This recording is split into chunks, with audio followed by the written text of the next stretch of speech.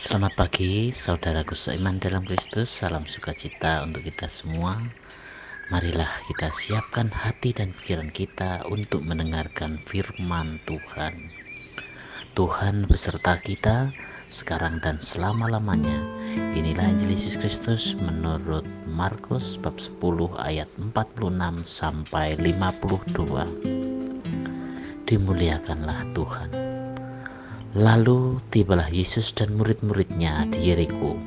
Dan ketika Yesus keluar dari Yeriko bersama-sama dengan murid-muridnya dan orang banyak yang berbondong-bondong, ada seorang pengemis yang buta bernama Bartimius, anak Timeus, duduk di pinggir jalan.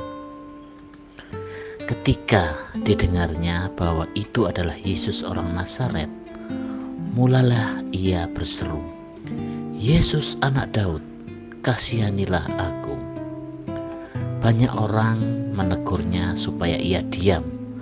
Namun semakin keras ia berseru, "Anak Daud, kasihanilah aku." Lalu Yesus berhenti dan berkata, "Panggillah dia." Mereka memanggil orang buta itu dan berkata kepadanya, "Kuatkan hatimu, berdirilah, ia memanggil engkau." Lalu ia menanggalkan jubahnya, ia segera berdiri dan pergi mendapatkan Yesus. Tanya Yesus kepadanya, "Apa yang kau kehendaki supaya aku perbuat bagimu?" Jawab orang buta itu, "Rabuni, supaya aku dapat melihat." Lalu kata Yesus kepadanya, "Pergilah, imanmu telah menyelamatkan engkau." Pada saat itu juga melihatlah ia, lalu ia mengikuti Yesus dalam perjalanannya. Demikianlah sabda Tuhan, terpujilah Kristus. Selamat pagi para sahabatku, sahabat suara hati, rekan muda, para pendengar dimanapun Anda berada. Dalam bacaan Injil hari ini dikisahkan bagaimana ketika Yesus bersama murid-muridnya tiba di Yeriko, Yudea dari Perea di seberang sungai Yordan. Pada saat inilah Yesus menyembuhkan seorang buta bernama Bartimius.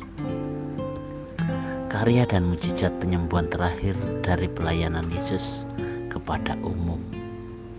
Yeriko pada masa zaman Yesus terletak di sekitar 5 mil dari sebelah barat sungai Yordan dan 15 mil di sebelah timur laut Yerusalem.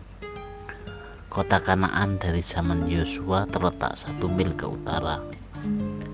Matius dan Markus mengatakan bahwa mujizat ini terjadi ketika Yesus keluar dari Yeriko. Dalam Injil Lukas mengisahkannya sebagai terjadi waktu Yesus hampir tiba di Yeriko. Para sahabatku, sahabat suara hati, rekan muda dan para pendengar dimanapun Anda berada, dalam kisah ini tidak banyak informasi mengenai Bartimius. Sudah berapa lama dia buta? Apakah sejak lahir atau tidak? Mengapa dia buta? Umur berapa Bartimius saat itu? Apakah masih muda atau sudah tua? Semua informasi itu absen dari cerita ini. Jadi informasinya sangatlah pendek. Ada seorang pengemis buta namanya Bartimius duduk di pinggir jalan. Dari informasi yang pendek ini kita dapat melihat beberapa hal tentang siapa itu Bartimius. Yang pertama adalah status sosialnya. Dia kelompok masyarakat yang paling rendah. Dan yang kedua, status ekonominya yang miskin. Disebutkan bahwa dia mengemis di pinggir jalan. Jalan di mana dia mengemis adalah jalan besar yang mungkin menghubungkan Yeriko dengan Yerusalem. Itu tempat yang strategis bagi pengemis, apalagi kalau menjelang Paskah tiba. Jalan itu ramai dengan para peziarah menuju Yerusalem. Para sahabatku, sahabat suara hati, rekan muda dan para pendengar dimanapun Anda berada, Apa yang membuat Bartimeus ketika berseru memanggil nama Yesus? Apa yang dia ketahui tentang Yesus? Bukankah dia buta? Benar dia buta, tetapi dia masih mempunyai telinga untuk mendengar. Yesus saat itu begitu populer, berita tentangnya sangat viral, khususnya berita-berita tentang penyembuhan yang ia lakukan. Ketika dia memanggil Yesus anak Daud, Bartimeus tidak sedang melihat Yesus dari sisi kemanusiaannya. Walaupun dia buta matanya, tetapi imannya dapat melihat. Dia mempelajari ketika Taurat, tulisan-tulisan para nabi. Dia belajar nubuat kedatangan Mesias dari keturunan Daud, dan dia yakin bahwa Yesus yang beritanya begitu viral itu adalah Mesias. Maka dengan menyebut Yesus anak Daud, dia menegaskan keyakinannya bahwa Yesus adalah Mesias. Kita tahu kebenaran tentang Yesus sebagai Mesias tidak populer saat itu. Bahkan para pemuka agama menutup mata tentang kebenaran itu. Hanya murid-muridnya yang mengakui terus terang bahwa Yesus adalah Mesias.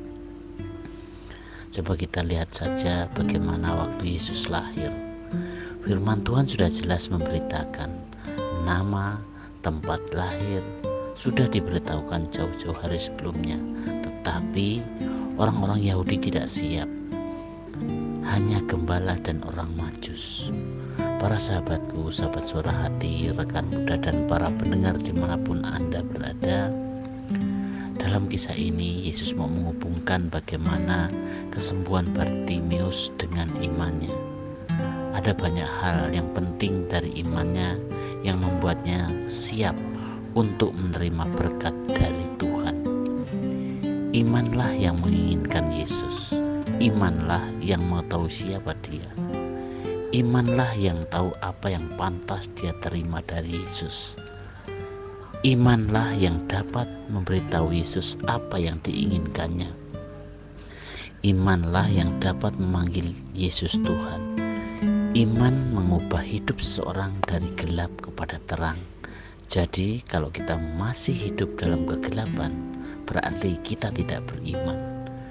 Jadi penyembuhan Bartimeus adalah gambaran cara manusia berpegang pada semua yang Yesus sediakan, yaitu iman. Hari ini kita belajar dari iman Bartimeus. Biarlah Tuhan menyembuhkan mata rohani kita yang buta, supaya kita dapat melihat terang kebenaran Tuhan. Dunia akan melihat iman kita dan mereka akan memuliakan Tuhan. Demikianlah permenungan kita hari ini, dan kita akhiri dengan doa. Dalam nama Bapa dan Putra dan Roh Kudus, amin.